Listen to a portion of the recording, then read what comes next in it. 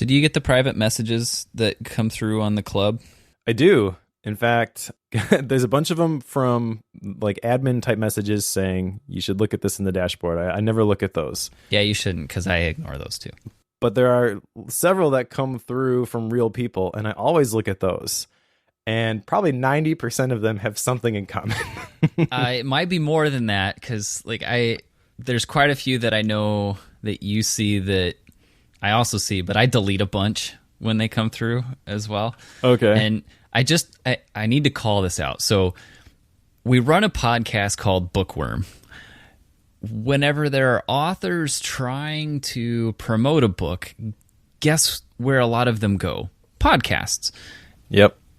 We tend to show up in a lot of those results whenever people are searching for book-related podcasts to be a part of. And we get a lot of those requests. Like, we're not a huge show, but we get a lot of those requests.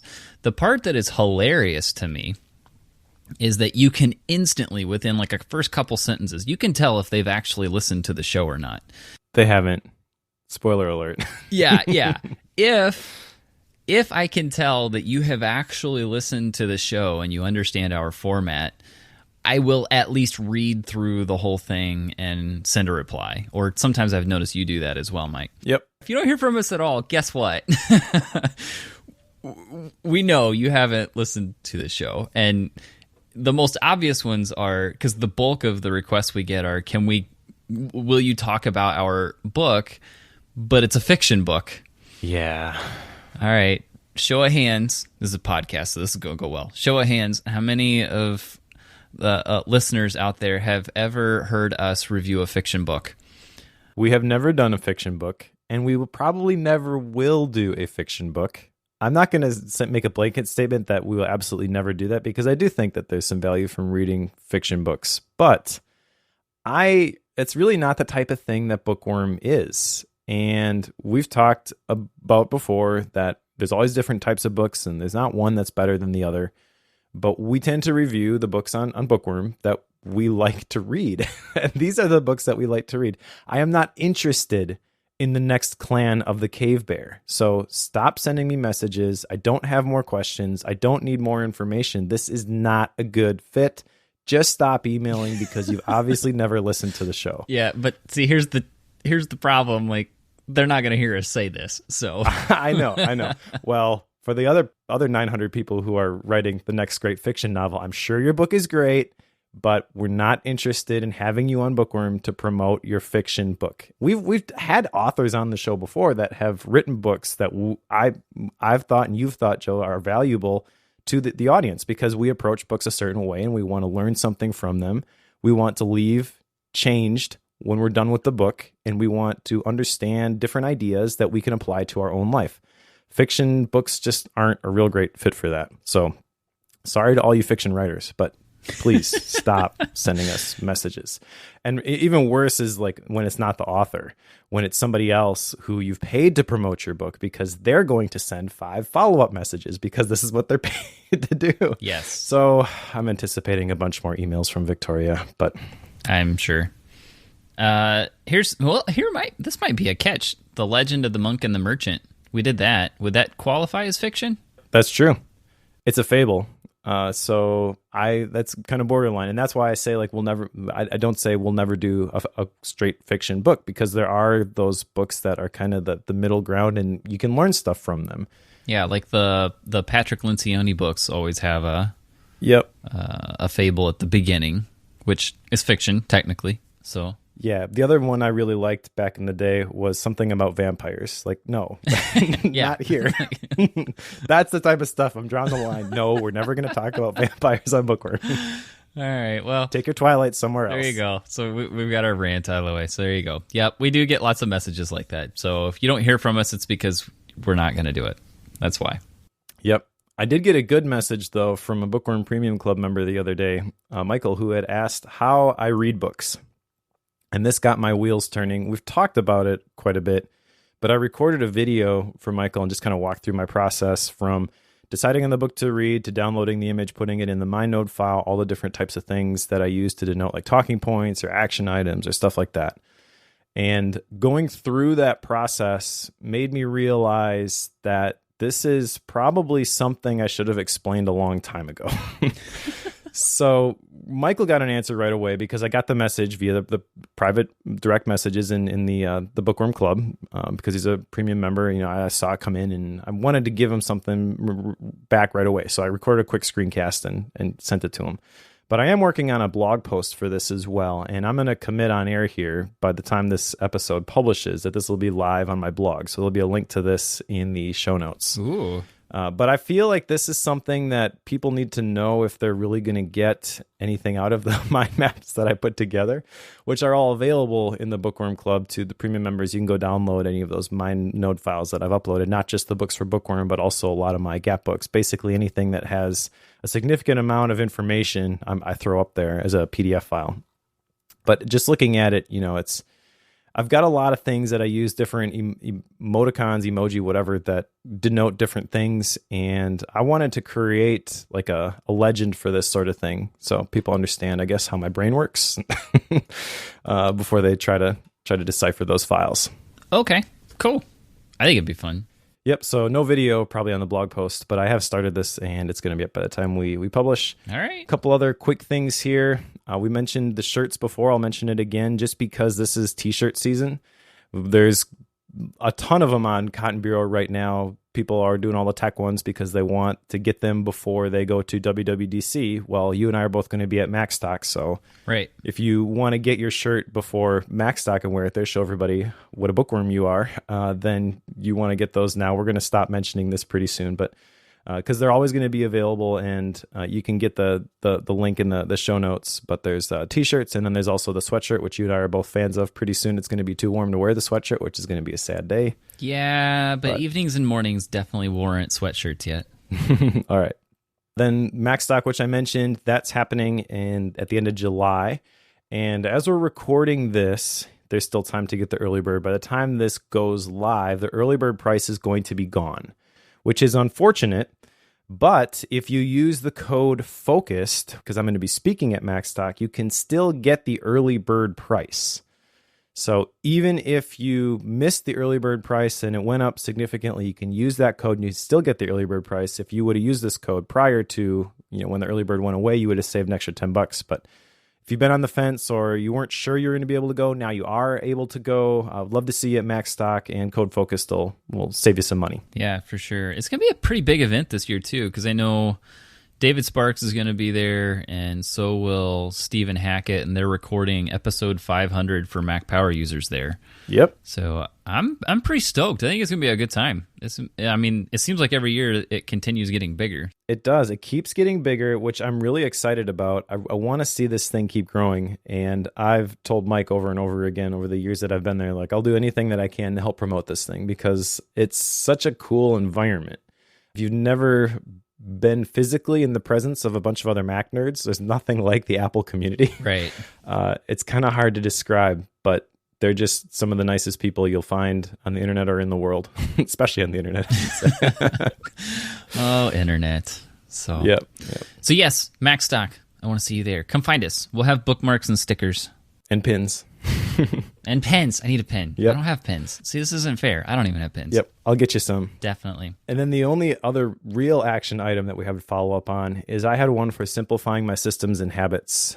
Looking back on this, I probably should have clarified this a lot more, what the status of done is for this. Details. Yeah. Well, I've started working on it, but I haven't really made a whole lot of progress on it. So I think that this is still carrying over.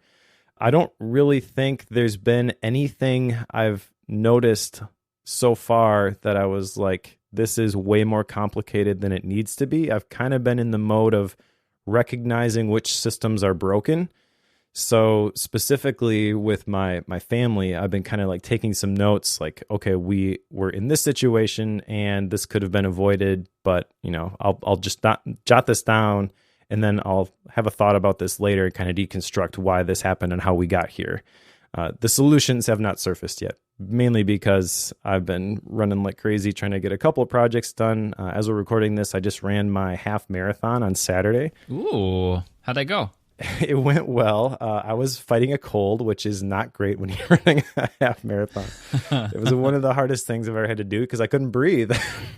Yeah. But I did beat my target time. I was hoping for a time of 1 hour, 50 minutes. I came in at 1:48:48, which is like an 8-minute, 18-second pace. So I was happy with how I did. I did not hurt myself, which was an improvement over last year. Last year, I overtrained. The patella tendon in my knee slipped off my kneecap. And so rather than have surgery, I elected for physical therapy, then started running again, increased my distance too fast, had to deal with plantar fasciitis. And so it's been a struggle over the last year. And this was kind of like my line in the sand. Like by this time next year, I'm going to run this thing again and I'm not going to hurt myself. I'm going to do it the right way. So from that perspective, mission accomplished. Woohoo. Well, congratulations. Well done, Mike. Thank you. So that said, since you've been, running around, literally, have you had time to read this book? I have. This is a good book. I am excited to talk about this one. This will be a fun one. So this is a reread for me and my choice. So maybe that'll be an indicator of my preference towards the book. But this one is Quiet by Susan Cain. Tagline is The Power of Introverts in a World That Can't Stop Talking.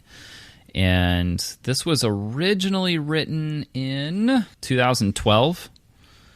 I originally came across Susan Cain through her TED Talk, which is one of those like top 10 TED Talks out there.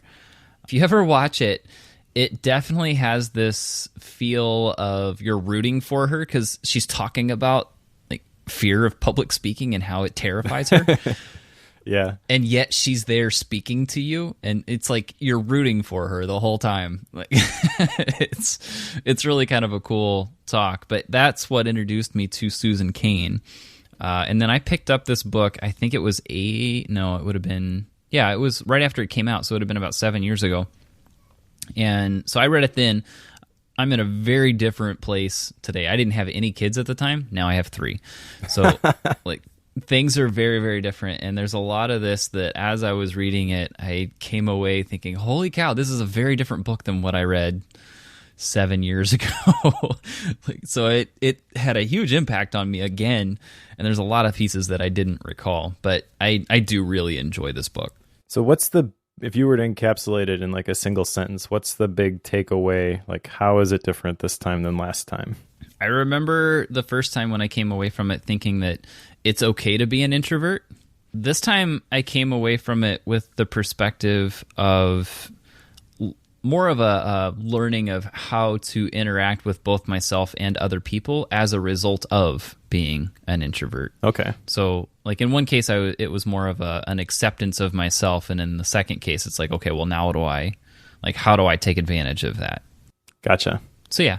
Interesting. Yeah, I think that depending on the season of your life, you can get very different messages from reading this book.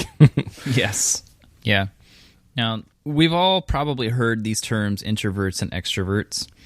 And there is a third, ambiverts, which I don't think we're going to cover in too much detail here because she doesn't really, spend any time on that term in this book. She doesn't call it out, but other than that, it's basically overlooked.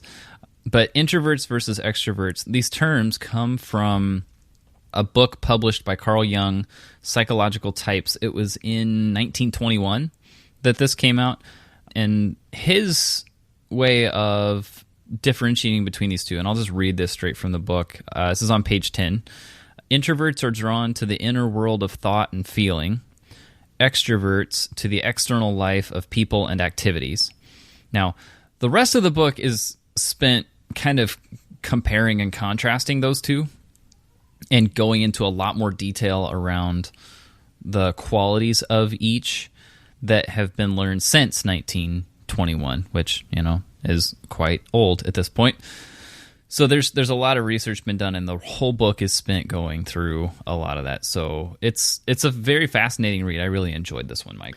Yeah, I definitely did too. One of the things that I picked up at the beginning here is that the U.S. is one of the most extroverted nations in the world. So as an introvert, great. Yay. The system's working against me. But also that many people pretend to be extroverts. And this is interesting to me because it made me question all of those people that I thought were extroverts. Are they really extroverts or are they really introverted like me? Which doesn't mean that you're a hermit or even necessarily that you're shy, but you tend to be a thinker is kind of how she described it. Right. She has a quiz in this introduction section with 20 questions, and it's a totally informal quiz, but I took it, and if you answered true more than 10 times, basically you were introverted, and if you answered true less than 10 times, you were essentially extroverted. I had 18 true answers. So that was a clue to me that I was indeed an introvert. I took it a step further, though, because it was a very informal survey.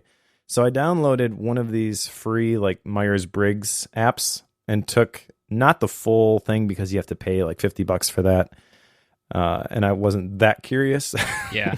But I was kind of curious how introverted I was based off of the results of that informal survey. And then also, as I was reading this book, we interviewed for Focus Jocelyn K. Glei, who a big section in that episode ended up being like, how do you be assertive as an introvert sort of a thing? Because she worked in a pretty crazy startup environment and she identified as introverted. And so she took some pretty, you might say, drastic measures in order to create the space for her to breathe and to think. But I thought it was kind of cool how she handled the situation. Sure. So she mentioned the Myers-Briggs thing, and that got me curious. Like, what am I? Because I don't think I've ever taken it. So I took this simplified version on this app, and it came back as INTJ, which is the mastermind. It's 77% introvert, 77% intuition, 66% thinking, 88% judging, which anybody who knows me is not surprised by. You took it too. So what did you get? I took it 5 times. And the reason being, I took it twice in the same app that you did, Mike. One time I got, what was it? ISFJ. The second time I took it, I got INTJ, which is identical to yours. Yeah. I took it in 3 other different places online. I'll explain why in a second. And in a couple cases, I got INTP, and in another case, I got an ISFJ again. Part of the reason for that is because, like, on the intuition and thinking part, I tend to float at like 52, 51%. Yeah, so you're borderline. Yeah, so I float those lines. The introvert side, I'm always, what is this at? I'm at 88% on the introvert piece. Which is really the one that matters for this book. But. Yeah, that's the one that's like concrete. This one does not change. But the other 3, yeah, I float between like 51 and 56% on the other 3. I tend to flex between those. So depending on which questions from the master Myers-Briggs they pull in, it will have me float across those. So I was hoping I would find some form of like consistency across all these, but it was completely different like every time. So yeah. So yeah. The one consistent is that you are definitely introverted, which I am too. And that's obviously going to color our perspective as we read through this book. I don't know really why an extrovert would read this book other than an introvert gave it to them and said, here, you need to understand me. Sure. But so should we jump into the first section? Yeah, sure. By the way, regarding the sections, so we tease a lot that every book in the self-help space has 3 different sections. This one actually has 4 sections, but one of them only has 1 chapter, so I'm not really sure why it's a section. Yeah. There's more sections, but less chapters than the previous book we covered, which was Extreme Ownership. So I feel like that it's part 3 that it just has the 1. I felt like it was like an aside. Yep. It's like I need to call this out, but good points in that section, which we'll get to in a little bit. But this first section is the extrovert ideal. And here she kind of unpacks this mythos, I guess, like this character that we picture in our heads of this is the ideal person.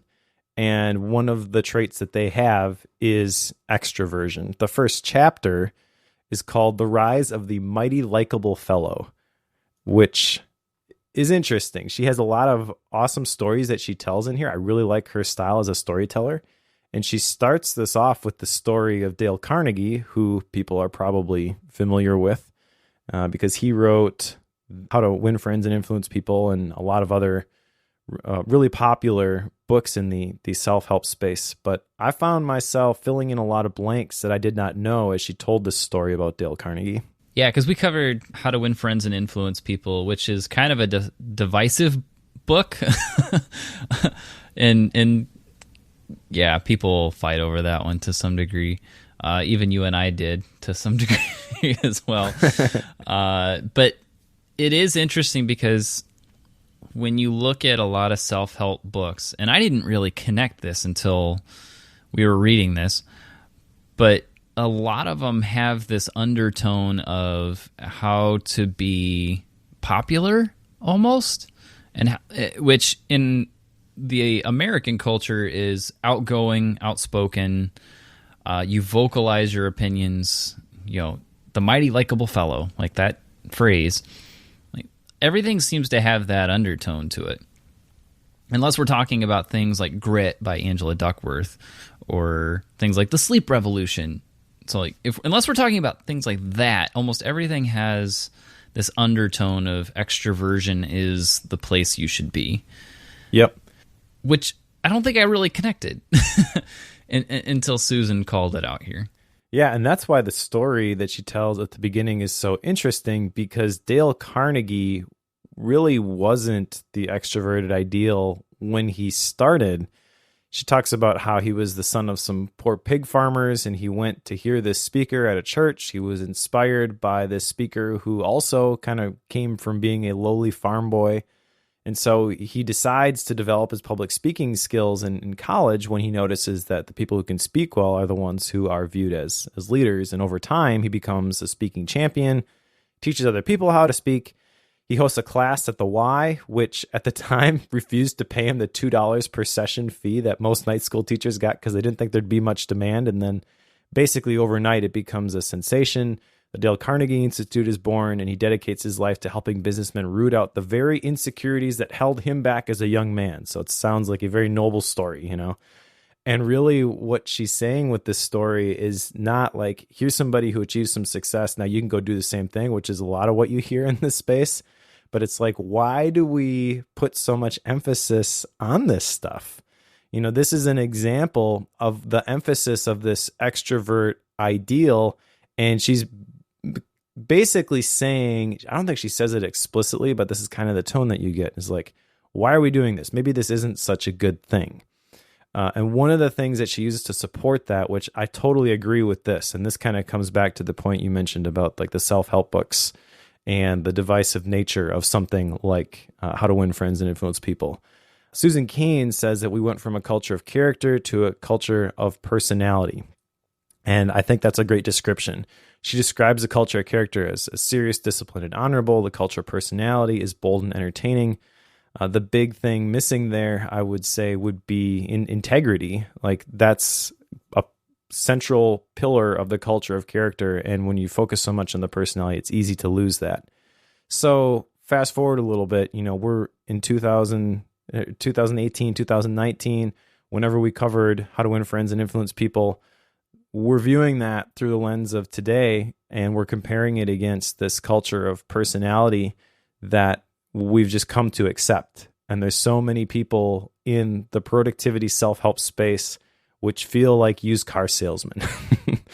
Okay, you just can't trust anything that they say. And so when you pick up a book titled How to Win Friends and Influence People, even though it was written in 1920 something, when you view it through the lens of what you understand about the space today, you instantly can attach a negative stigma to that. But it's kind of interesting to me to understand that that wasn't the way it was when it was originally written, because there was a totally different culture that existed there. And as self-help books began to shift from inner virtue to outer charm, I can totally see why people have a negative reaction to them. Right. I think one of the pieces of this section that because you mentioned the United States is one of the most extroverted countries, and she does, give us a potential reason for why that is. And that rationale is that the United States is based on immigration. Everyone, like the colonies, everything was started from folks immigrating from other countries across the pond, as we say. And if you think about the type of people who would normally go on a world trip like that, the people who would be more comfortable doing that would be extroverts. Introverts would rather stay at home and read about it as opposed to hopping on a ship and sailing across the ocean. Like, that's not something that's going to appeal to most introverts. So typically you're going to have more extroverts than introverts make that journey, which means that the foundation of the country was started with a abnormally high amount of extroverts. Fast forward a few hundred years, and here we are. So I don't know. I'd never really heard anything along those lines, but it was kind of interesting to me. Yeah. Another thing that kind of comes up in this section, because she references a video from the Toastmasters website. I went and looked and tried to find that video, but I couldn't. They must have taken it down. I mean, it's not surprising because it kind of sounded like a 1980s, 1990s cheesy video. But the video essentially was portraying a situation where two coworkers were talking, and one of them was having a negative reaction to having to give a presentation. The other one is basically saying, like, "Oh, I used to struggle with that, but then I joined Toastmasters and everything changed." So that I didn't really like being a member of a Toastmasters group, because I've gotten a lot of value from being a part of Toastmasters. But I went to the website to see if I could find it, and the very first thing I saw on the website is "Build a Better You." And so the messaging is still kind of there. Sure. The goal of Toastmasters, I think, is a good one, to improve your communication and leadership skills. And kind of the point that she makes in this chapter is that you shouldn't feel like you have to develop these skills, I think. And I think I agree with that as well. As I was processing this in my head and trying to figure out, so where's the balance between holding up the extroverted ideal and developing yourself when some of these skills do tend to line themselves up with being extroverted? This is kind of where I landed, and haven't probably thought this all the way through yet, so maybe this is wrong. Okay, so don't ask too many questions. Is that what you're telling me? No, go ahead and ask questions, but this is kind of what I've landed on. I believe, personally, as an introvert who's a part of Toastmasters, that it is good to develop your skills, but your value is not derived from them.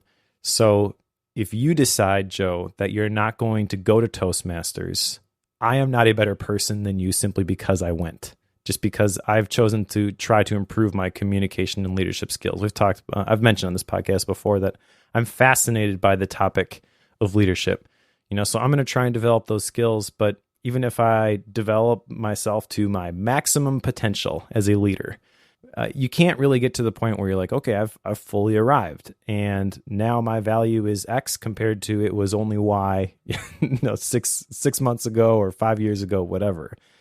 I do think the point that she's making is, like, you have to understand yourself, introverted versus extroverted, and we'll unpack this in some of the further chapters. But it's not like you're going to be this one thing all of the time. You're going to have to kind of go in and out of these different modes depending on the situation.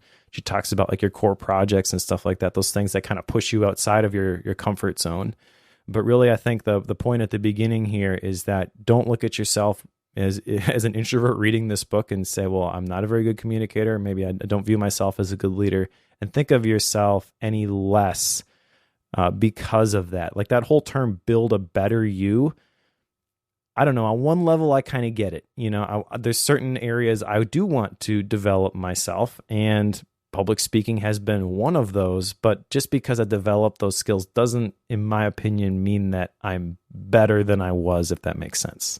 Yeah, I could see that. I think there's also there's differences between, you're an introvert that can flex outside of your tendencies, but like what you're talking about with Toastmasters and Build a Better You and improving communication and leadership styles, like a lot of that can come down to taking advantage of your introvert strengths.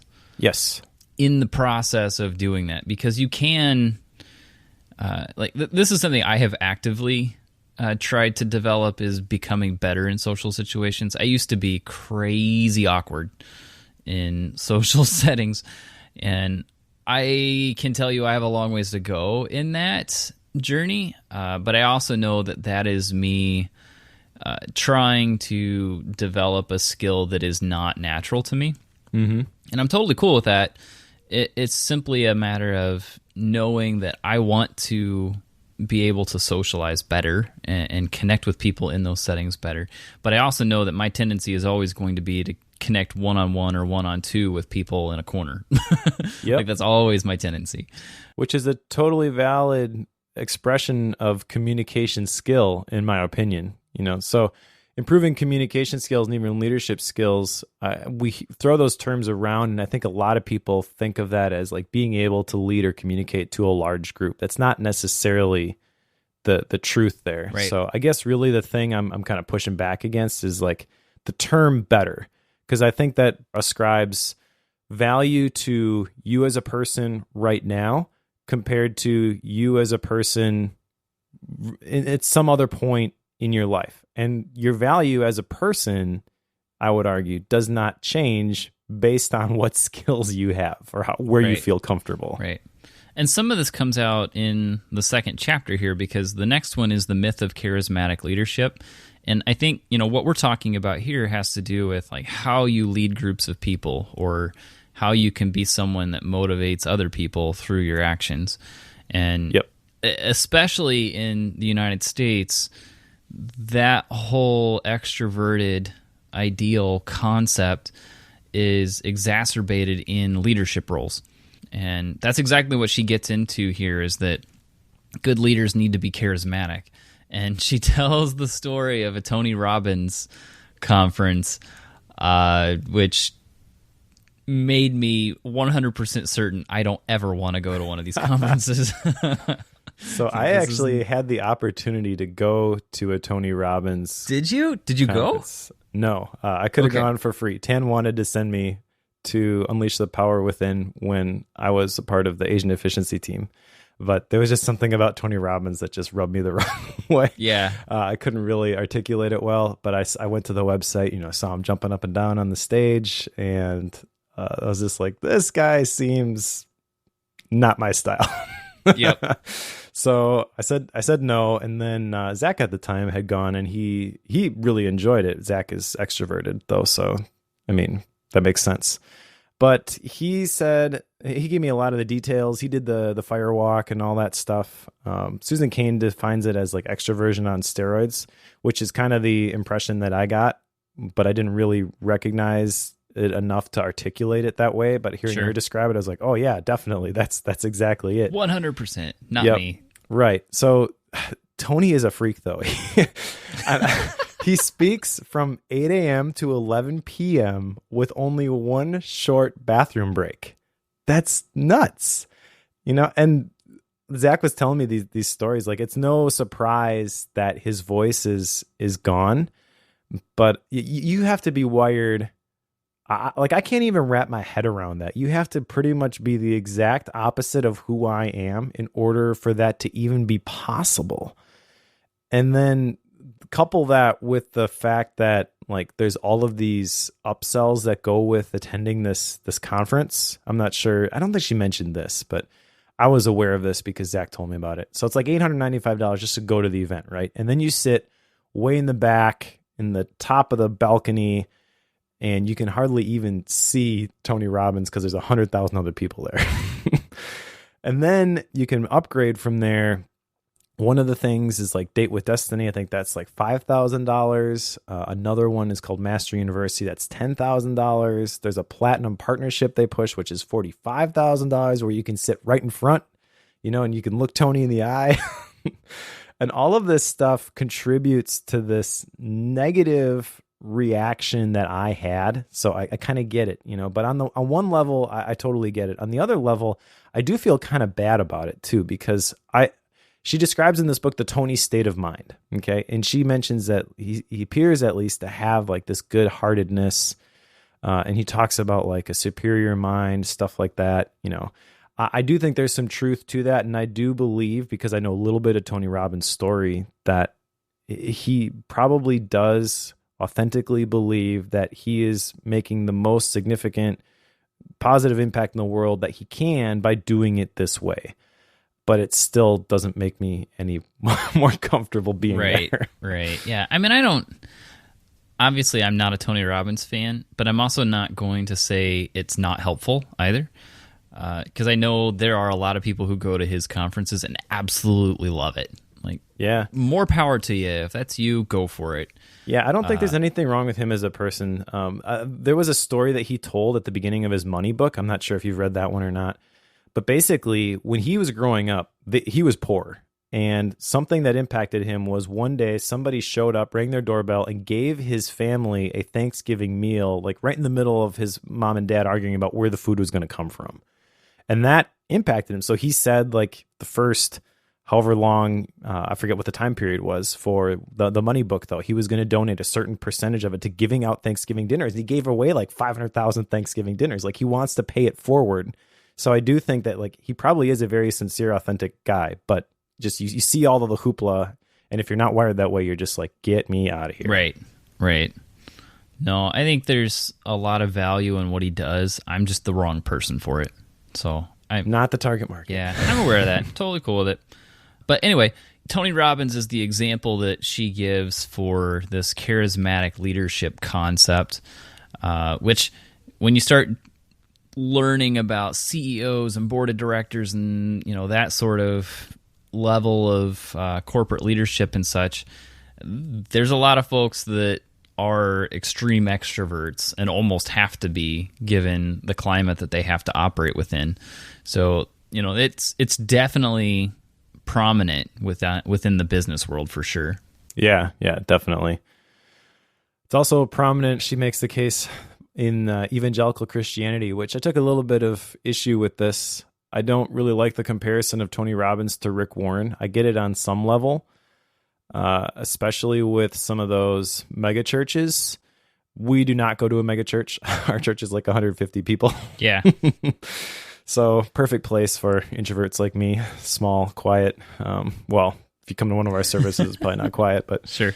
Anyways, so I didn't really like that, but I understand what she's saying. Like, there is, with the whole Christian culture, there is a lot of emphasis on this extroversion. And this kind of got me asking the question, you know, well, where is the line with being extroverted because this is held up as the extroverted ideal and this is something that I should be doing?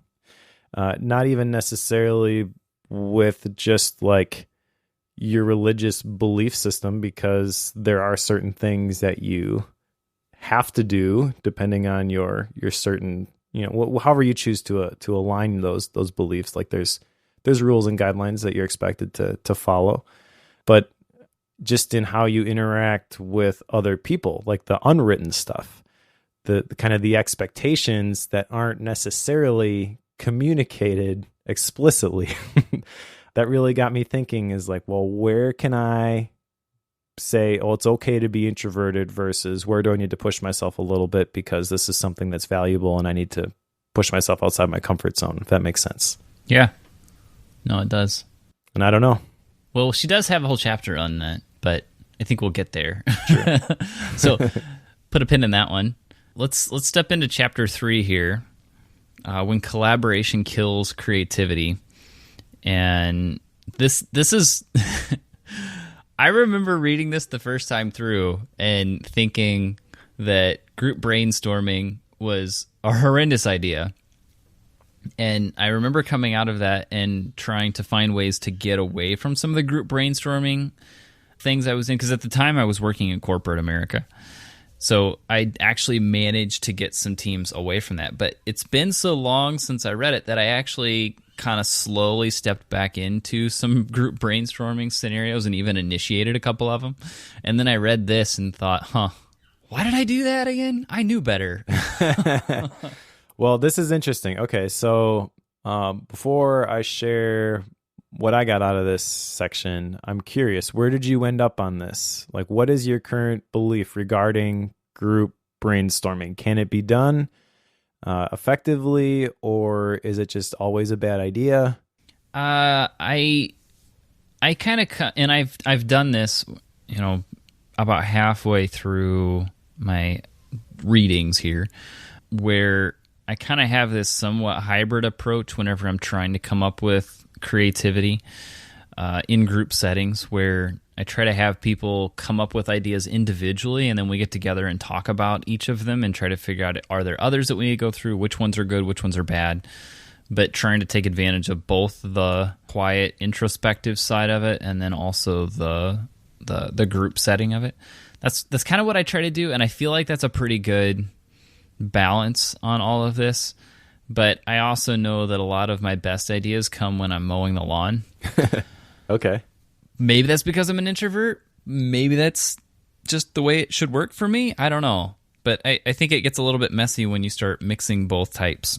Sure. Well, I'll just reference my initial results from the introversion quiz. I am solidly an introvert, okay? But I also think that some of the best ideas that I/we ever came up with, and I say we meaning like the groups that I was involved in, not you and I, Joe, although sure. Maybe, I'm not sure. Yeah. Came from this group brainstorming.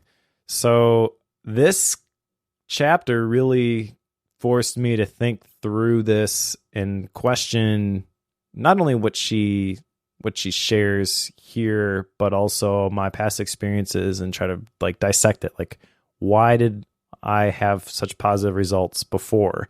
Like, one of the things I enjoyed the most about working with the Asian efficiency team was when we would do the quarterly planning sessions, and everything about that, traveling to Texas to do them, I hated, except for the group brainstorming. Like, whether it was Tan, myself, and Zach, or later Tan, myself, and Brooks, we lock ourselves in a room and, okay, what are we going to do this quarter? We're kicking around ideas. That was always the thing that I absolutely loved to do. Everything else, I'm like, just let me go back to my room and sleep. Like, I'm completely drained by being around other people all day, every day. But when we started brainstorming, I got energy. In fact, at one point, I was staying with Zach one of those trips, and it extended beyond the session. We talked about stuff through dinner, and then Zach and I went back to his place, and we were still talking about stuff. And Zach, the extroverted person, is like, you know what, Mike? I don't have any. I can't think about this anymore. I'm so drained. Like, I just got to go to bed. And I'm I'm sitting there, the introvert, right, who doesn't like being around people, who like their brain can't stop running now.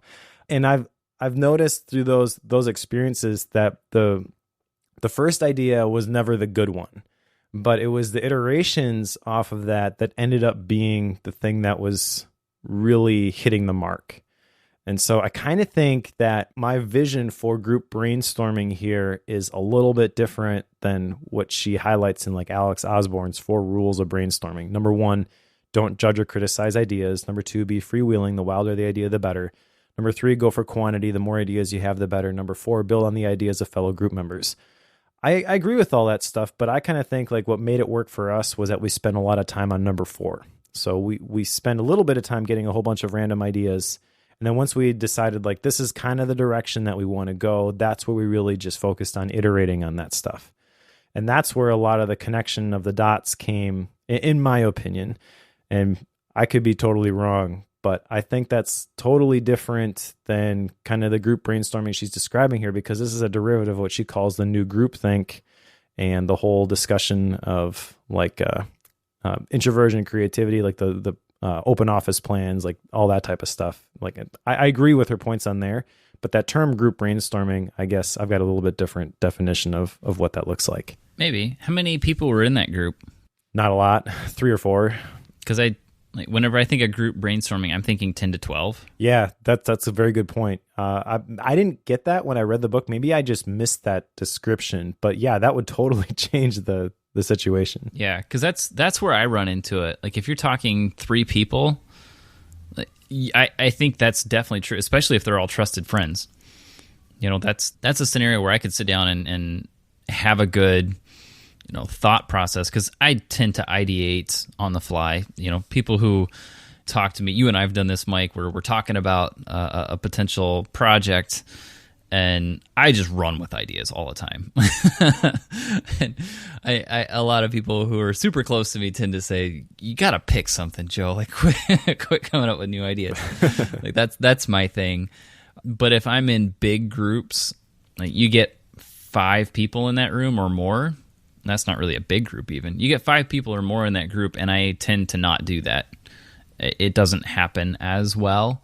I'm better off coming up with those ideas on my own and then sharing them in the group, sure, than I am coming up with them on the fly. But yeah, if it's 3 and 4 people, yeah, I can do that in the moment and love doing it. But I don't think that's big enough to qualify what she's calling group brainstorming. Gotcha. Yeah, that makes total sense. I do think it's an important distinction, though, like where you draw that line, because maybe it's 3, maybe it's 5. I don't know where it is. Maybe it's different for every person, but kind of a main idea she talks about here, which I do think there's truth to this, is the whole section on introversion and creativity, where introverts prefer to work independently. Solitude can be a catalyst of innovation. It's an important key to creativity. Like, I totally believe in all of that. That's kind of the central tenet of my personal retreat course. It's like, you got to get away by yourself. Right. But from a perspective of getting ideas in terms of brainstorming, maybe that's the thing, is like, well, what does brainstorming even mean? Is it like we're just going to get a bunch of random spaghetti and chuck it against the wall? Yeah. Or are we going to develop that further?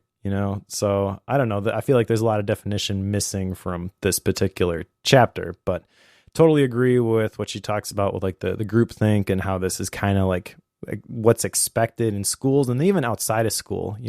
The goal of group learning is to get kids to take ownership of their learning, help them develop the skills they'll need in corporate America. My big question regarding that is, where are the soft skills? Extroversion isn't necessarily a soft skill. Assertion is, but I know we'll talk about emotional intelligence a little bit later too, but I don't know. I feel like the whole goal of group learning with this new groupthink is obviously missing a very key piece. And I don't know, like there's a lot of gray area with this though, which is kind of what makes this whole topic so fascinating. It's like, even me, a total introvert, a lot of what I do is extroverted. I'm talking in a microphone right now. This is something that terrified me a couple years ago. This was extroverted for me, so I don't know. And now it's normal. Now it's normal. Yep. I've made it normal. So this takes us into part 2. So the first part is about the extrovert ideal. Second part is your biology, yourself. So this gets into some of the science of what actually makes an introvert versus an extrovert, and how does that express itself. Is that a fair assessment, Mike?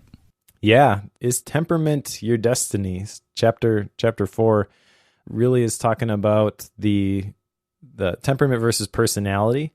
Whereas she defines temperament as inborn biologically based behavioral and emotional patterns that are observable in infancy and early childhood. Personality, though, is the complex brew that emerges after cultural influence and personal experience are thrown into the mix. So it's nature versus nurture.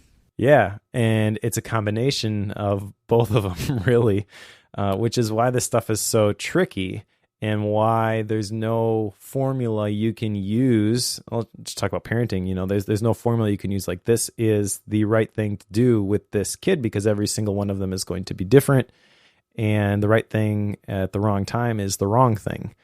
A big section in here, though, which is really interesting to me, is this whole discussion of the amygdala. I may be defining or saying that word wrong. No, you got it. Okay. This is the emotional brain.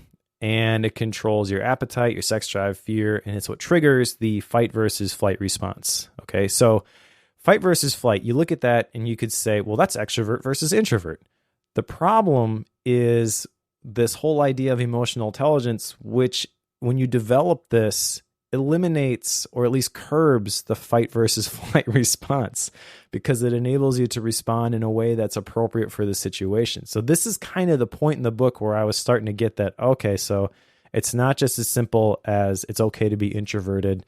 you got to learn to balance these things and activate it when you need to. But there's obviously a whole lot more to this, which we're going to unpack in some of the other chapters. Like, you have to recognize that when you are an introvert and you have to act extrovertedly, that's going to be more draining. So you got to give yourself time to recharge and all that type of stuff. But bottom line here, page 107, she says, every behavior has more than one cause. That's a quote from Jerome Kagan. And this is a really important idea for anyone who likes to read these books like we do. There's so much going on here that you have to recognize that this isn't just blanket, apply this stuff to your own life. You've got to kind of deconstruct this and tinker with it and figure out this thing right here may work for me and that thing over there may not.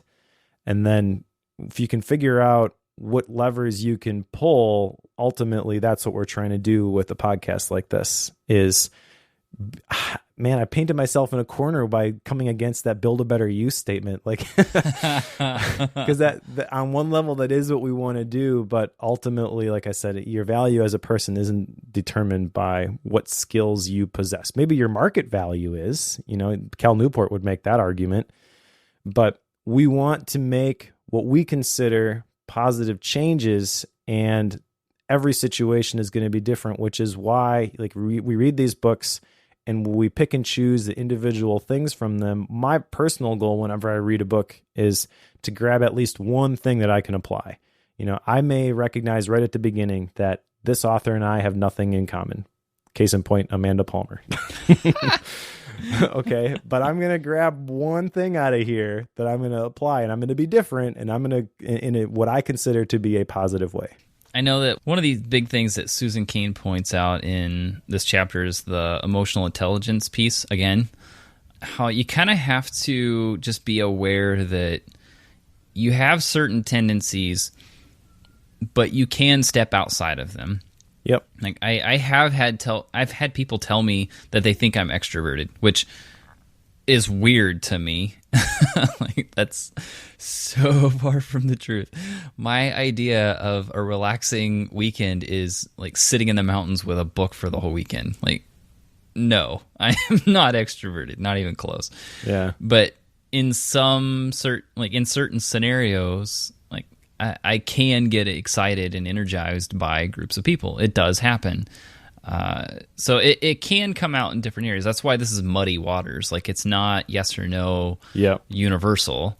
There are times when things flex to and from both of these, even though like a lot of it comes down to is which is your the overarching tendency across all of this. That's where a lot of it comes in.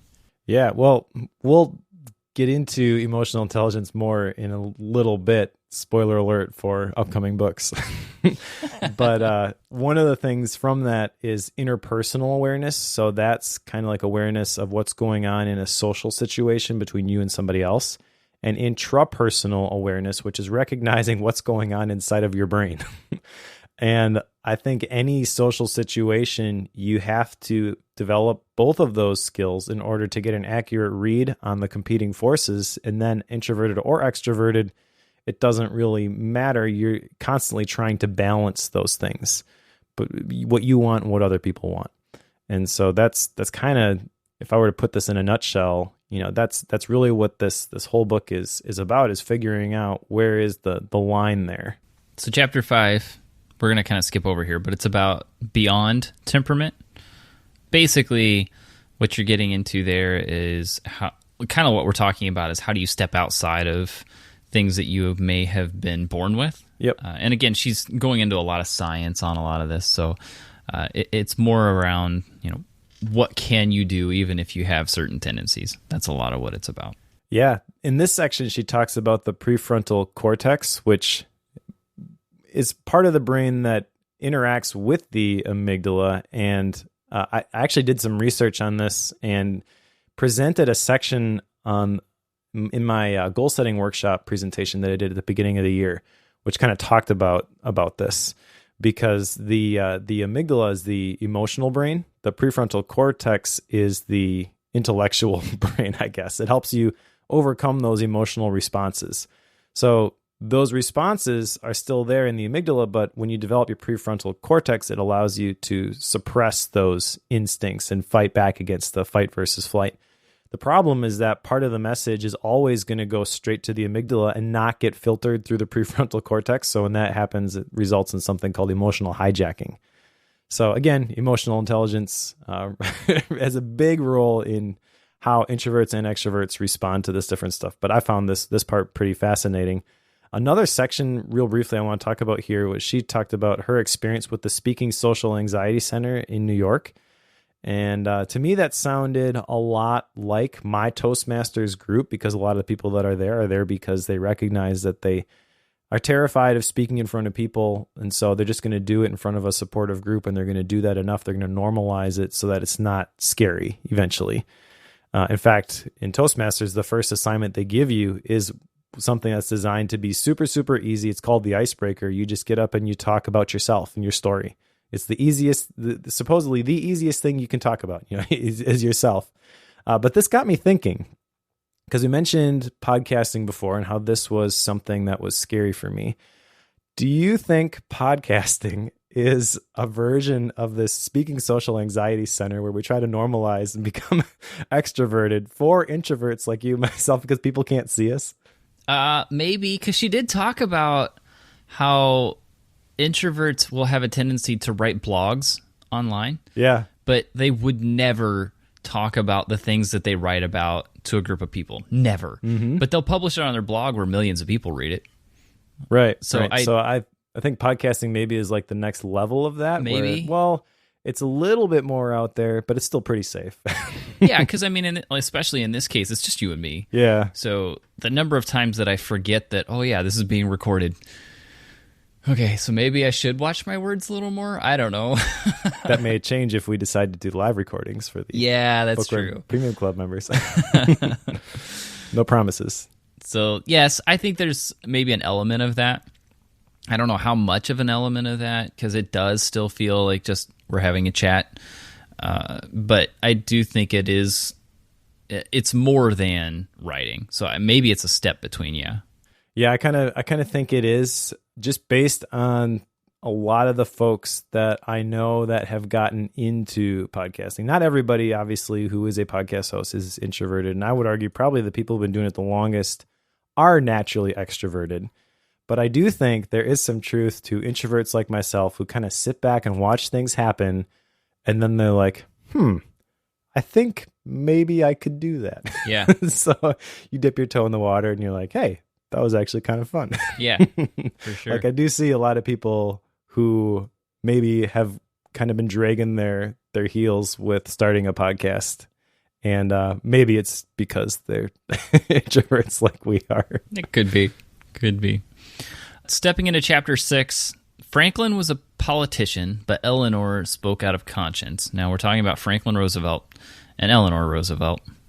And this is the point of the book where I start to not like the chapter titles. Sure. The difference, so here's a classic example. Franklin was an extrovert, Eleanor was an introvert.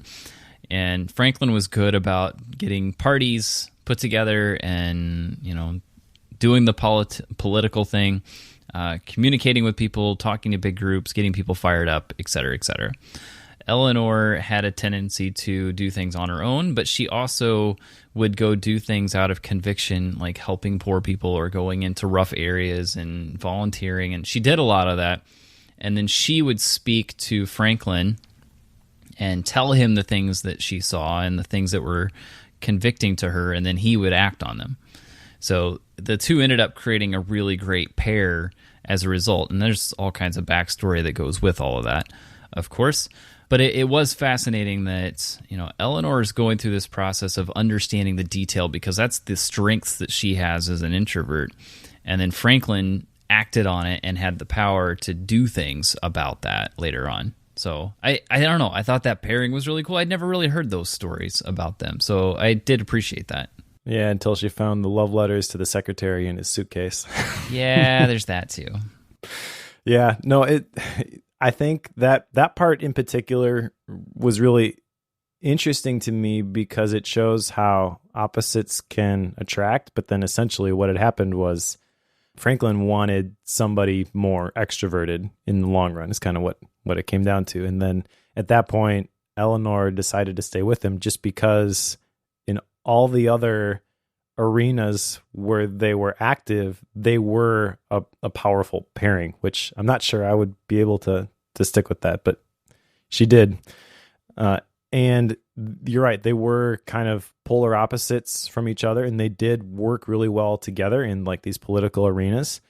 One of the things that I really liked about Eleanor was the story they told about how she essentially got, at the beginning, the story about how she got the person to get up and speak at the monument, and how she had this empathy towards all of these people, and she saw the struggle that people were going through, and she could identify with it. That really spoke to me. I think that that's something that I strive to have in my own life, is to kind of see the people who are to the rest of the world invisible and make an impact in their life. It's tricky. Number one, when it's easy to look past people on the periphery, especially if you're in a certain situation, social circle, whatever, like going outside of that can be uncomfortable, especially for an introvert. Maybe that's why, I kind of ascribe to this, is because that's something that I believe that I should be doing, but it's kind of against my natural wiring. But I do take a lot of, I don't want to say pride. I'm not sure what the word is I'm looking for here. I take a lot of pleasure maybe from being able to help other people, even if it's something super small. Like that really makes me feel good. And reading this chapter, I recognize that sensitivity that is coupled a lot of times with introversion. Also, based on the research that Dr. Elaine Aron did, they found 27 different attributes that they share in the book. But one of the things that really jumped out to me was that introverts don't like talking about superficial things.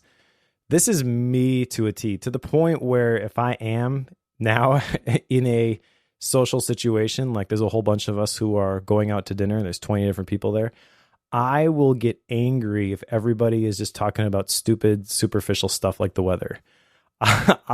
I'll talk to the person next to me and be like, okay, so what did you think of that speaker's point? Kind of what we do on Bookworm. Like I do that in real life because I'm of totally superficial gonna stuff. do just superficial stuff around you the next time we get together. Totally going to do it. Yeah, probably everybody who sees me at Macstock is going to do that. But I never identified that as an introverted trait. But, as she was describing that, I'm like, oh, yeah, that's definitely something that I do. One of those attributes was being highly sensitive. And sensitivity in the sense of noticing a lot of detail, not necessarily sensitive to emotions and stuff, which is definitely a piece of that, but also just being hyper aware of what's going on. Yeah. And I don't know if you're aware of this, Mike, but I actually had a client with my web business around this HSP world, as they call it, highly sensitive people. Apparently that's a thing, and there are all kinds of quizzes and stuff you can take on. It's been a while since I took it, but I took that quiz as part of that project, and I ranked in like the top 1%, what do they call that? The 99th percentile of falling into this HSP category. Wow.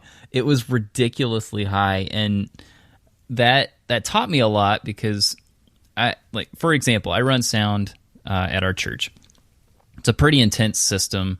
It's elaborate. In order to run that really well, you have to pay attention to a lot of detail and kind of predict what's getting ready to happen before it happens.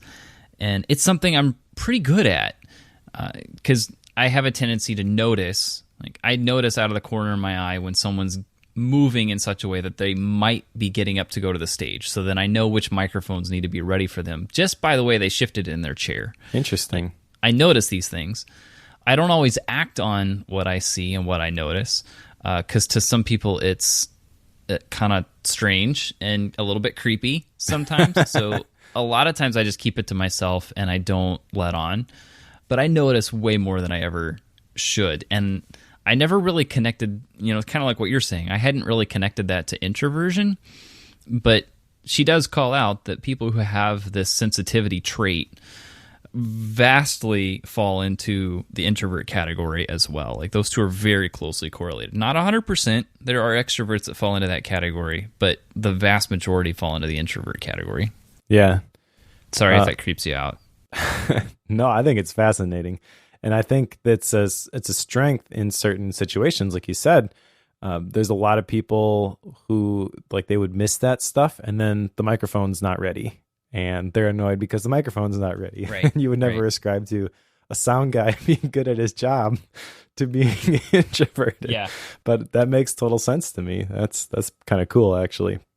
Another thing that's surprising from this section, though, is the author, Susan Cain. She took a lie detector test. And the lie detector test, it's basically a skin conductance test. So it's measuring certain biological or physiological things that are happening, in your body as they ask you questions. And she describes this situation perfectly. Like, this is totally what I've thought, but never could back it up. Is like, if I was in that situation, there is no way I would be able to pass this thing, even if I was telling the truth. She said she took this test and the person asked her if she had ever used cocaine. And she never had used cocaine.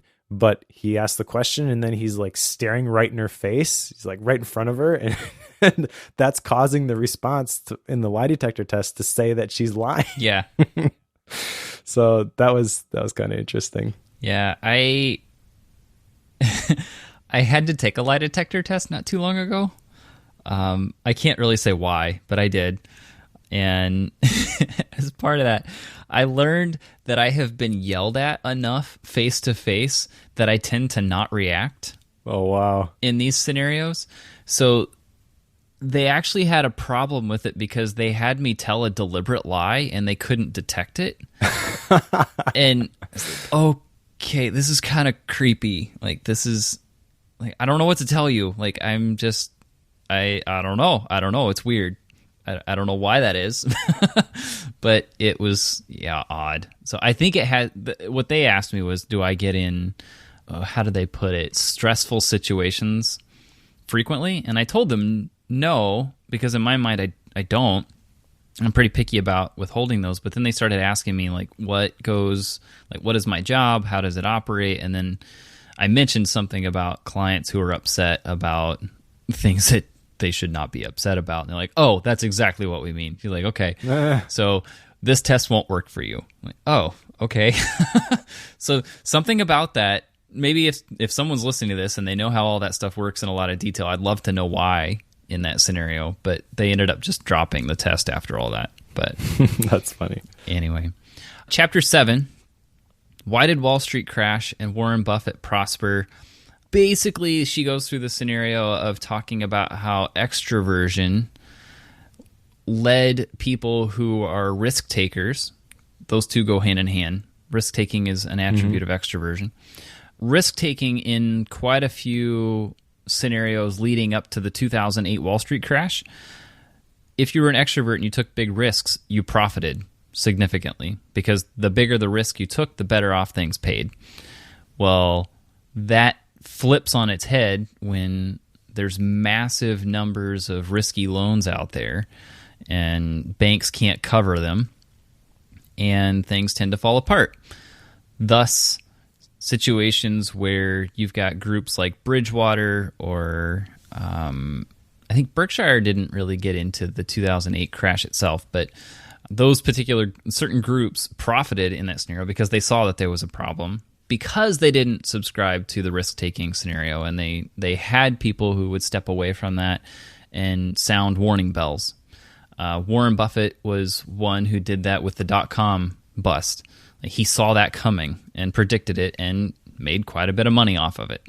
Like that whole scenario does happen, but a lot of those happen in the stock markets as a result of people being willing to sound the warning signals and disagree with the masses, because if you follow along with the masses, guess what happens in the stock markets? Dollars disappear into thin air. Yeah. Yeah, really the root of this is term called reward sensitivity. So extroverts tend to seek the reward. And she mentions that their dopamine pathways appear to be more active than introverts, which dopamine is the pleasure chemical. And that was kind of interesting to me because of the whole idea of neuroplasticity and how your brain can change. So the next question is then, so do I have the ability to change from an introvert to an extrovert or vice versa, simply because of how my brain develops? I'm not sure where I land on that yet, but the other interesting thing here is the whole section on flow, which there's Mahali again. Hi, Mahali. Mentions that flow works when you pursue the activity for the sake of the activity, not the reward. So flow happens in what she describes as introverted autonomy. Introverts can find flow by focusing on their gifts, problem solving, etc. That, as an introvert, makes me feel really good. But I kind of think, maybe there's a little bit more to it than that. Am I at an advantage from a flow perspective simply because I'm an introvert? I don't know. I kind of think maybe not as much as this chapter would have me to believe, although there are certain things that allowed Warren Buffett to be successful when everybody else is like, oh no, this is fine. He's able to recognize the situation for what's really going on because of some, you might define them as introverted traits like intellectual persistence, prudent thinking, ability to see and act on those different warning signs. I don't know. I think there's a lot of value in looking at this from a historical perspective, where this is what happened in the stock market, and the extroverted ideal was the thing that led to a lot of these people being really successful. But the people who are successful in the long run were able to overcome that and act more along the lines of an introvert. But I'm not 100% sure that translates real cleanly to, okay, this is how you do this going forward. Right. No, I think there's that whole scenario, there's a lot of nuance with it. But I can't argue that it at least it's one of the factors, I think, is what I would argue. Yep. So, which is really the entire book. Yeah. It's one of the factors. Yeah. Part 3, do all cultures have an extrovert ideal? And the one chapter in here is soft power. You want to talk about this one quick? Sure. Well, the story here is about a high school, Monte Vista High School in Cupertino, which Cupertino, that's where Apple is located. And this high school is interesting because the jocks don't hold any of the power there, because the student body is so academically oriented.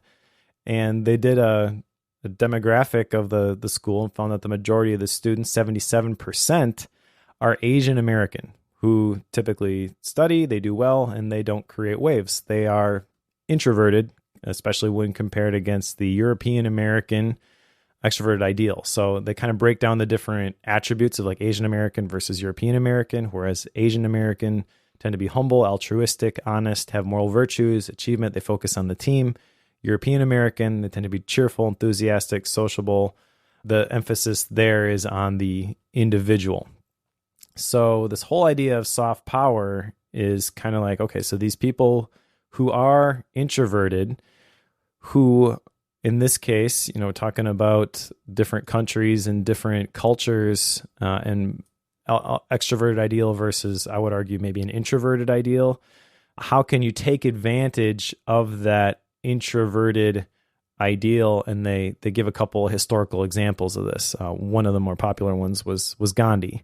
So soft power is kind of the idea of embracing this thing, the introverted ideal.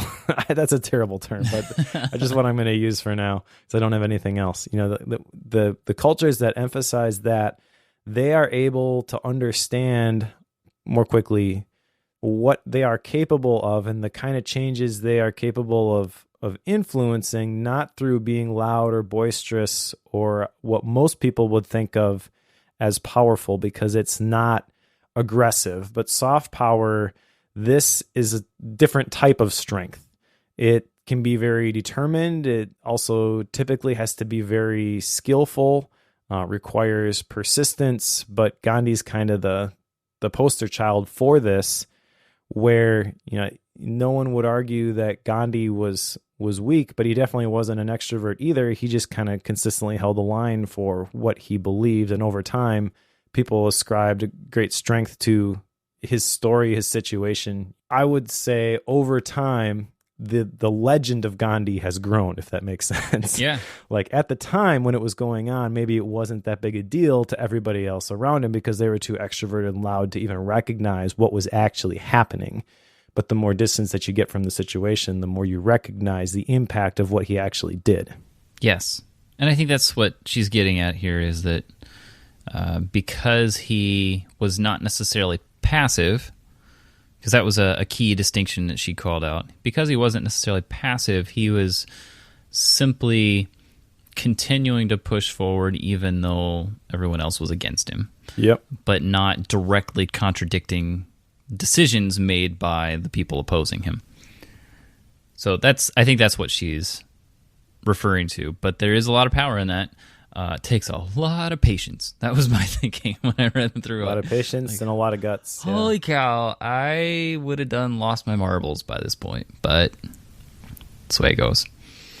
Part 4, how to love, how to work. I have to admit that this was the section I was itching to get to whenever I was reading this book the second time here. Because let's get through all this groundwork because I want to know what you're suggesting for action items. Even though I've read this before, for whatever reason, I was excited to get to this piece because chapter 9, the first of the 3 chapters in this, is when should you act more extroverted than you really are? I don't know how many times we've mentioned or alluded to this in this episode already, but there's a strong dissonance here with I'm an introvert living in an extroverted world. And yet there are times when I can become extroverted and draw energy from being that way. Mm-hmm. Why is that? And when does that happen? And when should I allow myself to do that? And there are a lot of different scenarios that can come out. But the one that she starts with this whole section with is core projects. The examples are with, like, for example, a professor who very, very animated and excitable in class, but really just wants to go out to the mountains and read books. Like that's his thing. Yep. But yet he draws a lot of energy from being this hyper extroverted professor in the classroom, and people have no idea he's introverted. And it's because one of his core projects, one of the things he resonates with deeply is teaching kids and teaching students in basically any way. Like that is a thing that he strongly ascribes to, and because of that, it's easy for him to flex outside of his introversion. And I think that's very true. Like how many times do you hear people talk about like I can't sell, like I'm not a salesperson, but I can sell things left and right. Like I do client work right now. Like I can sell left and right because I genuinely am excited about people's ideas and helping them come to life. Like yeah, that's easy for me to do. So it's easy for me to act extroverted in those scenarios, but those are part of my core projects. Like those are important to me, and that's the piece that she's referring to.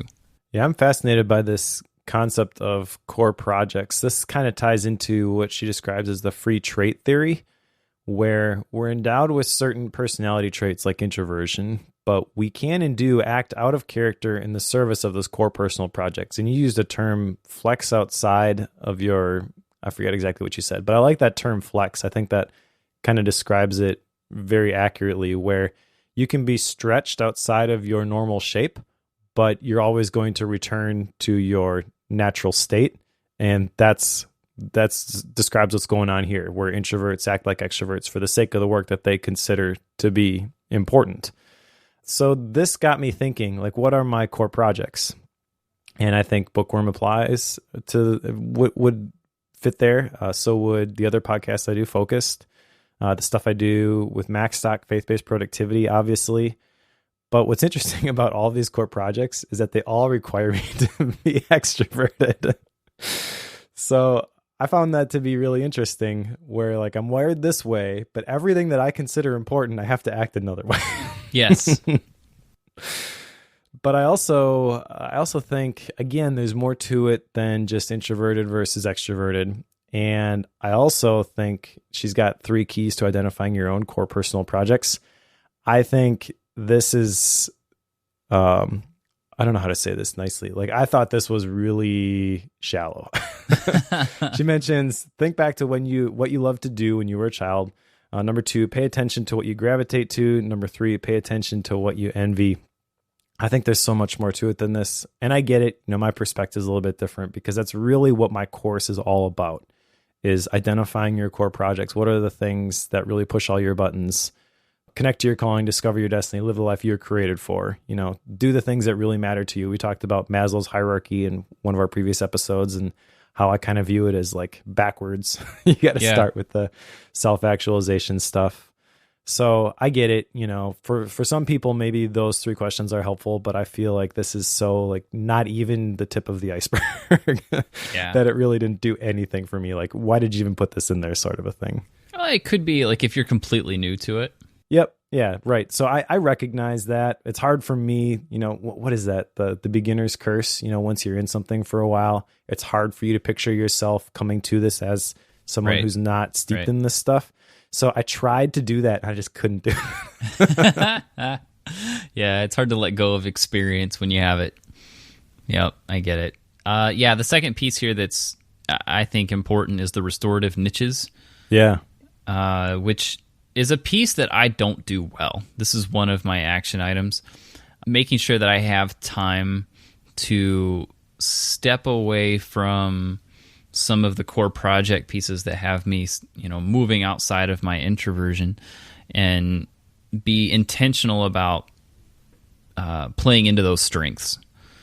I do really well if I'm trying to develop an idea, a strategic concept for a business. Like, I do really well when I'm doing those scenarios, but I don't give myself that time. And those are things that I need to build in more because I simply don't do it, Mike. Yeah, this is exactly what I was talking about with the interview with Jocelyn K. Glide, because she's working in this startup and her boss is extroverted. And the section in that episode, what did I label it? Because I did the editing for that episode. I think I called it Stemming the Extroverted Tide. Yeah. Or something like that. Because she had a boss who was like, okay, so let's do this. And then her response was always, give me a day to think about it and I'll get back to you. Yeah.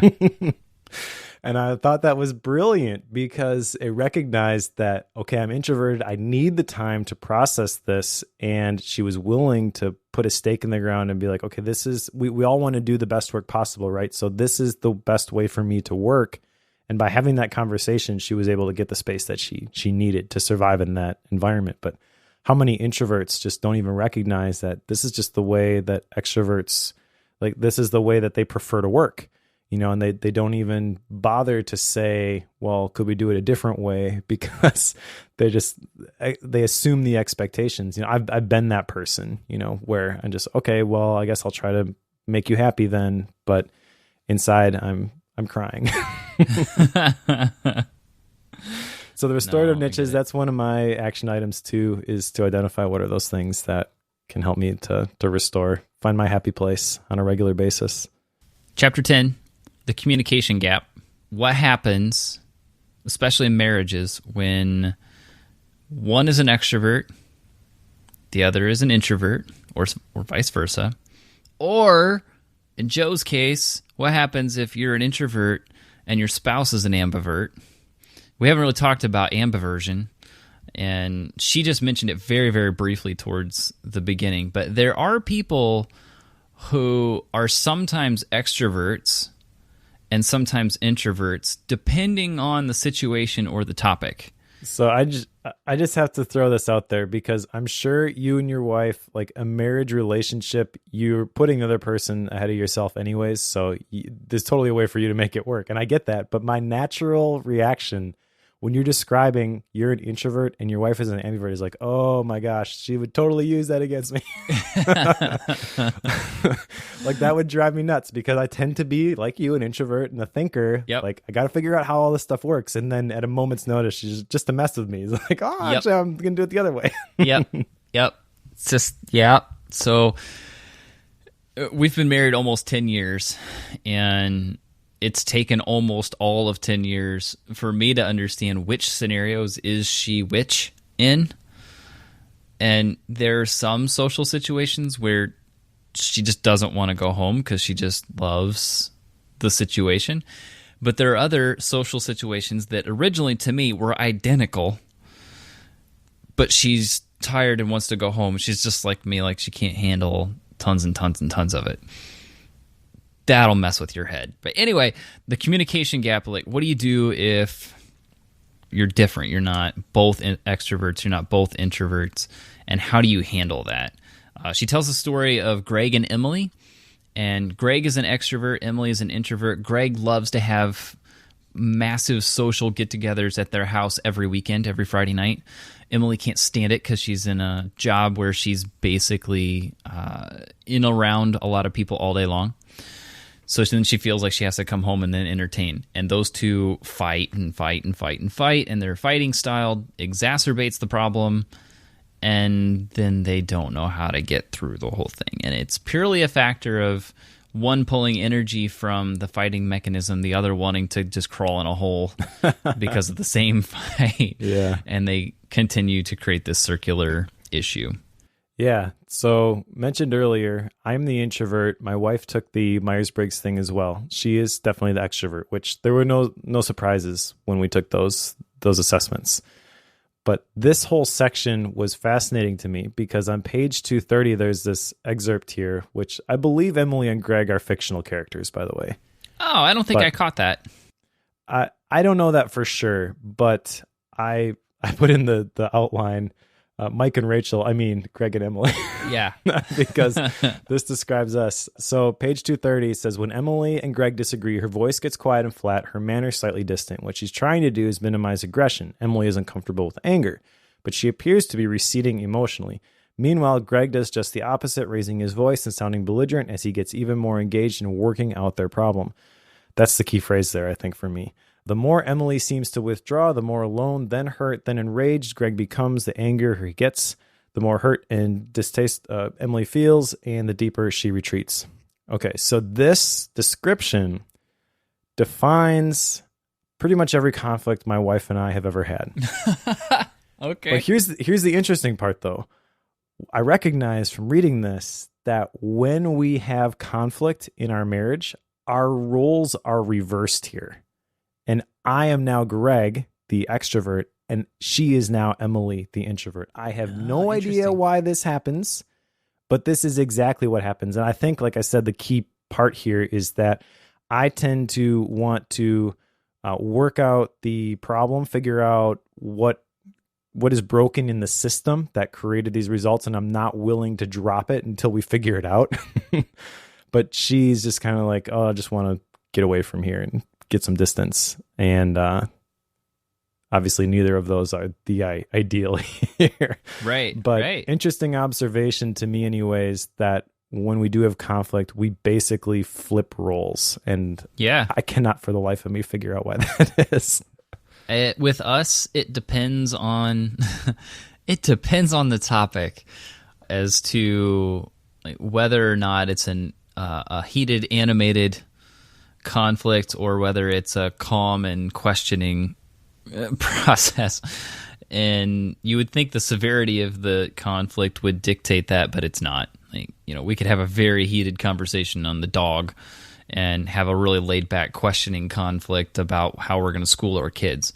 So it doesn't really apply to that. So I usually have a tendency to be somewhat quiet and reserved, ask questions. That's kind of my MO whenever I deal with conflict, is get quiet and ask questions, which sometimes is maddening to other people.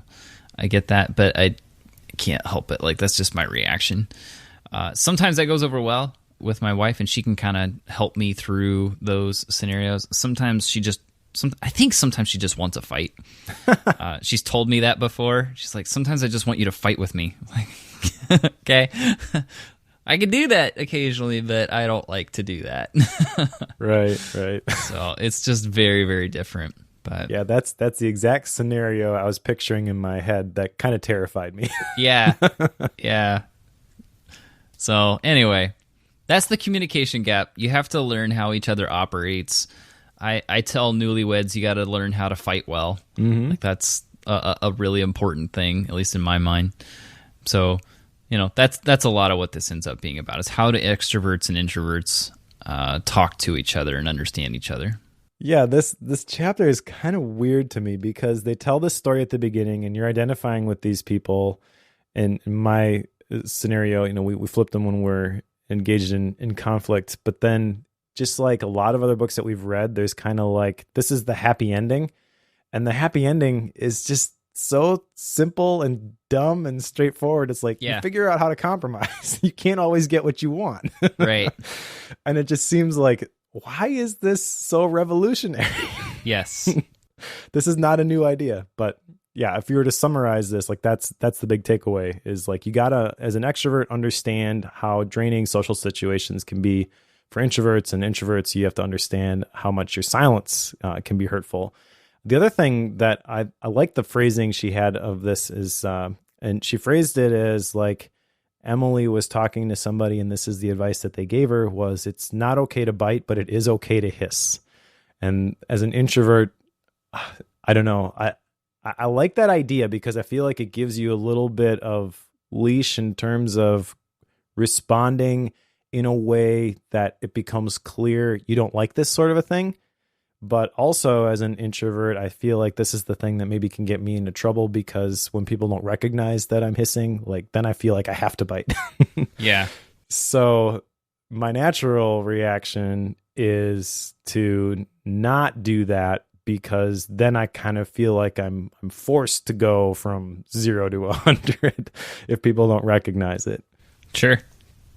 Last chapter here on cobblers and generals. Weirdest title ever for a chapter about kids. Well, yes, until you hear the story it starts with. Yeah.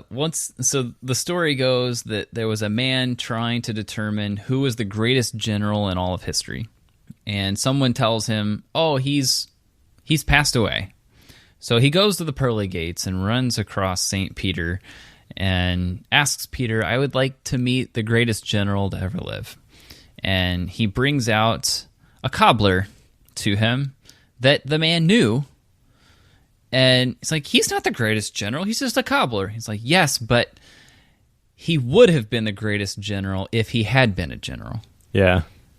That's the story. So on cobblers and generals, that's where the title comes from. Yeah, which as a parent kind of freaks you out, because you're like, terrifying. Okay, who are the people that are have been entrusted with, right? And how do I not mess up their life's calling? She tells another story in here of Isabella, and Isabella is an introverted kid where her mom Joyce thinks that something's wrong with her, doesn't like sitting at the loud table at lunch. She's freaked out when her mom schedules playdates without telling her, and this story resonated with me because I have a son that's exactly like this. And it's something that my wife and I have kind of talked about, is like, well, sometimes we do need to push him a little bit and say, no, you should go hang out with those kids, whatever. We're not going to just spring stuff on him though, because we know how he's going to respond. He's got to be, I don't want to say coached up, but kind of like you got to put him in the position where he doesn't just trigger the fight versus flight and then run away. Right. You got to put him in a position where he can sort through things for himself and take that step out there. And when he was younger, he was stereotypical extrovert, which is kind of what she talks about with like the babies and their responses. Like I can definitely see that in one of my kids specifically. But also the big thing here for me is just asking what is the right thing to do for each one of these kids, because they are so different. Not just introverted versus extroverted, but each one of them is a combination of traits from my wife and I that sometimes I don't even know how they got there. Yeah.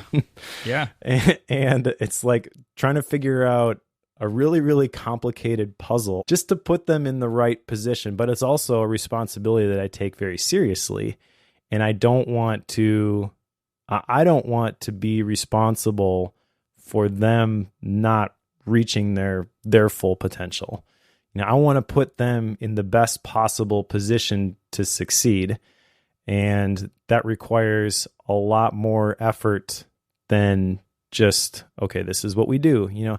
A lot of the stuff that I talk about and even a lot of stuff that I create, like it kind of comes back to this idea of like vision and values, and this drives your decision making and all that type of stuff. And I really do believe in all of that. But I also think that there's nuance in every single situation, and there is no just carte blanche, this is the right thing to do every single time. And that is very evident with kids, in my opinion.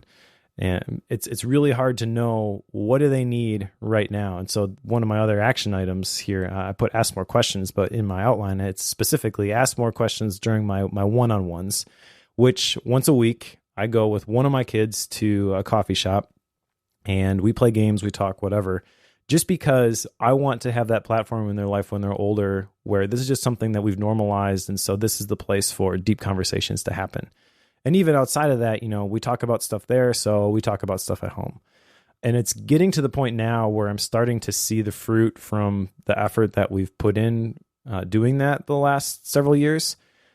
But one of the things that I recognize is that I need to be asking more questions there. It can't just be defaulting to the normal activity. I need to be probing a little bit so I really understand what's all going on in their world. Right. Yeah, I think it's one of the hardest things to nail down the nuance of your kids' tendencies and personality and skills, and then try to help them with all of that. Yep. This seems like it should be simple, but holy buckets, this is extremely subtle and detailed.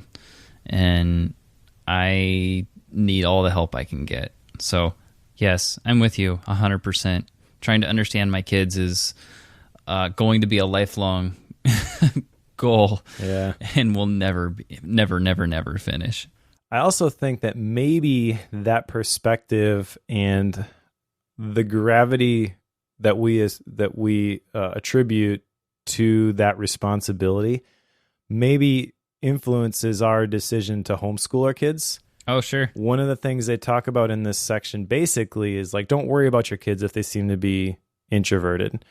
And I took that a step further because we hear all the time from well-meaning extroverts everywhere that they are worried about how social our kids will be because they are homeschooled, which is completely ridiculous. I mean, I'm going to get on a soapbox here just for a second, but I'm going to try to keep it as brief as possible. I mean, there's a lot of research that shows actually once you get outside of this is my clique, and these are all the people who are exactly like me, the exact same age, when you get outside that situation, they follow homeschoolers like through the rest of their life, they actually end up being way more social because you're not in that situation. You're around other people who are different ages, different backgrounds, go figure.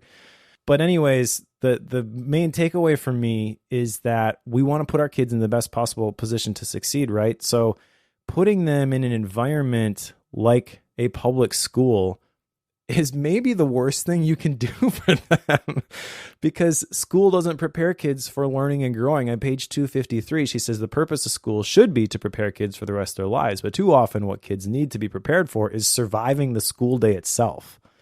And I have limited experience in that because I was homeschooled for a portion of my formative years, but not the entire time. So I understand what that means. And it really makes me question, and the author says this, like, why do we accept this one-size-fits-all situation as a given when we know perfectly well that adults don't organize themselves this way? Like, if you think about it, the whole model is we're going to prepare people and we're going to train them the right way to act according to an extroverted ideal, going back to like the group think, the new group think from one of the previous chapters, and how like if you're an introvert, basically like that's a situation where it's designed for you to fail. Okay. And then we're going to use that system as a springboard for how we qualify success for the rest of our lives. That just makes no sense. And I don't think it should be any surprise that people would look for an alternative method. Right. I think if homeschooling legitimately caused some of the social outcast stereotype that lives on, it would be very obvious who the homeschool kids and adults are. Well, let me just say, like, there is some truth to that. There are people who do it wrong. Yeah, it does exist. Yep. Okay, but that doesn't mean that it's the system's fault. Like Toby, our oldest, he's 11. He actually played on a homeschool basketball team this last year. Like they traveled and played other schools. And there are some kids on the team who, like, if you were to compare the stereotypical homeschooler versus the stereotypical public school kid, like you wouldn't be able to tell the difference. And then there were some people that you're like, oh yeah, you're the reason people think we're weird. Yep. But it's not the system. It's ultimately the parents. Right. It's how you do that schooling. Yep, for sure. Yeah. Ready for action items? Yeah. So I've got two. I put ask more questions. As I mentioned in the last chapter, specifically that action item came because I want to ask more questions during my one-on-ones. But I made it more broad in my action items because I recognize that there are a lot of situations where I'm interacting with people where that would be valuable as well. So not just in raising cobblers and generals, but just everybody that I come in contact with, you and I, we go grab coffee, ask more questions. The other one I have is to identify my own restorative niches so that when I am forced to act extroverted, I can recover and not reach the point where I freak out. That's kind of something I've historically been bad at. Sure. Well, I have two as well. One is, I guess, the same thing. Determine daily time for respite. So identify my own restorative niches. I think I'll echo that one. I also have spend less time in pseudo extrovert mode. It's like I tend to default to that in some scenarios, and it's exhausting. And given my current health state, I need to do that less. So I need to take that action item. Definitely do. All right. Style and rating. So this, I think, is an easy read. I will say it's long. This is a long book. For an introvert, she's got a lot to say. Yeah, well, this is her way of saying things. So yep. It makes perfect sense.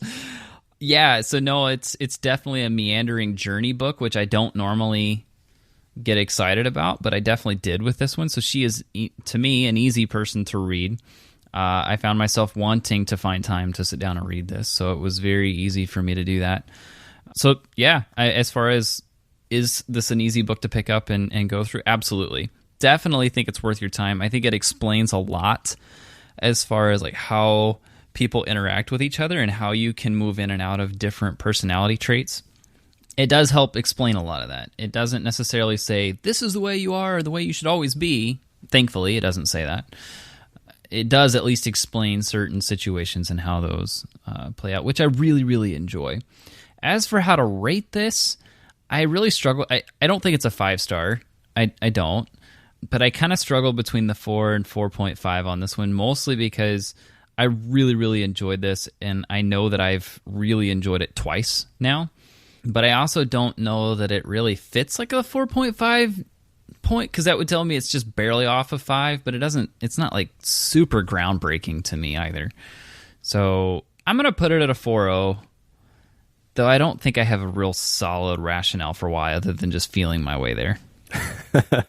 All right. Which is probably terrible for a book about, feelings and such. No, I think that's fair. To be honest, I was struggling with what to rate this as well. My baseline was kind of the 4.0 based on the content of the ideas. I really do enjoy her style, though, and the stories that she told are awesome. Like I said, she's one of the best storytellers out of any of the books that we've ever read. So I'm actually going to give it 4.5, even though there were definitely some sections here which I complained about during the episode, and I disagreed with some of the stuff. But overall, I think it's a really good book. I think it's really well researched. I think she articulates her ideas really well.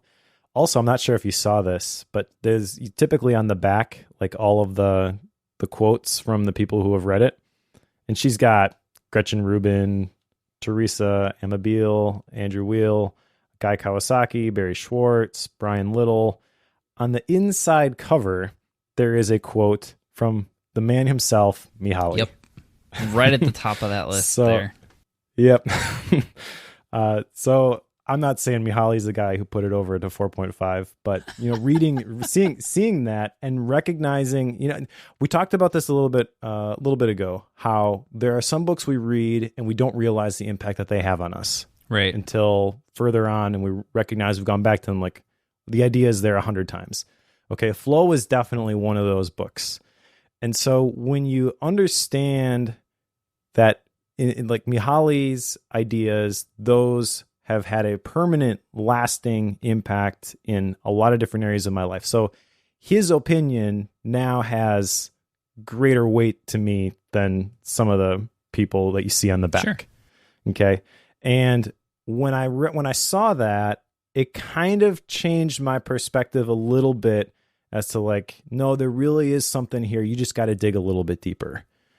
And I'd like to think that, I can dig as deep as I need to every single time I pick up a book. But the truth is that I can't. Sometimes I need to be coached up a little bit. And, when I saw that like halfway through the book, I'm like, oh, I need to pay more attention to this. I need to give it the time that it deserves. Sure. And I really feel that there's some quality stuff here. And if you spent more time with it and unpacked it even further than we could, and this is kind of a long episode now, but generally speaking, an hour and a half, then I think that this book is not going to disappoint. Sure. So what's next, Mike? The next book that we will be covering is a listener recommendation. We actually picked this live on air last time, and that is How to Take Smart Notes by Sankey Ahrens. He's got a video that I found on the web too that I started watching, but I couldn't listen to it very long. He's got a really cool accent, but just the presentation style kind of drove me nuts. So we'll read the book instead. Haven't seen the video, but now I have to go look it up. Definitely doing that. After How to Take Smart Notes is Emotional Intelligence by Daniel Goleman. We've kind of alluded to this one a few times through the episode. EQ, emotional intelligence, like it's come up I don't know how many times in recent books. It's like, we gotta cover this. Like, we just have to. Like, so this is not a listener recommendation. This is just a Joe wants to read this, and I'm gonna drag you all along with me. That's what this is. Fair enough. I feel like this one has been a long time coming. And I mentioned a while back that the family business has a software program, which is an assessment skill building unit on emotional intelligence. I am going to throw it out there right now. Maybe you don't feel comfortable committing on air, but I think we both should take it. And then as part of this episode, talk about some of the results. What do you think? I'm game. Hit me. All right, cool. So you all heard it here. I might change my mind halfway through that episode, but we'll see. Kind of somewhat terrifies me. Introvert coming out. All right. We've got some Gap books too. Mine is Company of One by Paul Jarvis. This is a book that I haven't started yet, but I picked because a lot of the business books that I've read are all like, this is how you scale your business. This is how you grow your business. And Paul Jarvis is basically making the counter argument. This is how you run a business as one person, how you keep it small. And so I think it's going to bring some balance to a lot of the ideas and things that I've heard in the business books that I've read. Yeah. I have a Gap book. I think I may have mentioned this at one point, but I wrapped this up. This is a book that I've been reading at night before I go to bed called A Place of My Own by Michael Pollan. Depending on your views of Michael Pollan, this is an earlier book of his. Some people would say, don't ever read him. Some people would say, absolutely read everything he writes. But this is about him building a shed in his backyard for his writing space of sorts. So I don't know. I recently wrapped it up, trying to figure out what other book I'm going to read at night. But it's a good book. It's, very DIY-ish and learning about architecture, which this is not a bookworm book at all. Right. All right, so that'll do it for this episode. If you want to recommend a book, you can do that on the Bookworm Club. Just create a new topic under the recommendations section, put the book that you want us to cover, and then remember to vote for it because we do take the number of votes into consideration. Also, you can see a list of all of the books that we have covered, as well as the books that we're planning to cover over at bookworm.fm/list. All of the links on that page are affiliate links. So if you want to help out the show and you're reading along and you decide to buy your book from those links, that helps us out a little bit. So thank you in advance. So a few ways you can support the show, get involved with the community, et cetera, et cetera. One, leave us an iTunes review, link in the show notes. That helps out tremendously. It helps other people find the show. You've heard us talk about this before. But yeah, it's a great way to leave feedback on the show, tell us how we're doing. and helps other people locate, a podcast about books. I've got one to read, by the way. Okay, sure. There's one here from DD Amos 007, and it says, it's like a book club for professionals on the go. I love to read, but many of my friends and family don't like the same kind of books that I enjoy. I prefer books on productivity, self-improvement, other nonfiction topics of success and leadership. This podcast is like having some buddies to read along with and discuss and critique some of the most popular books around. Start episode 1. I promise you will not regret it. So thank you for the 5-star review. That's cool. Another way to get involved with the community is to join the club. So club.bookworm.fm. Sign up, share your action items in the club, get involved in some of the conversations. More so than me. I've been in a rough spot lately, so I'm getting caught up slowly. So get involved with the club. It's a great place to spend some time, and we even have a premium membership section there as a way to support the show financially. Link to that in the show notes below, but it's bookworm.fm/membership.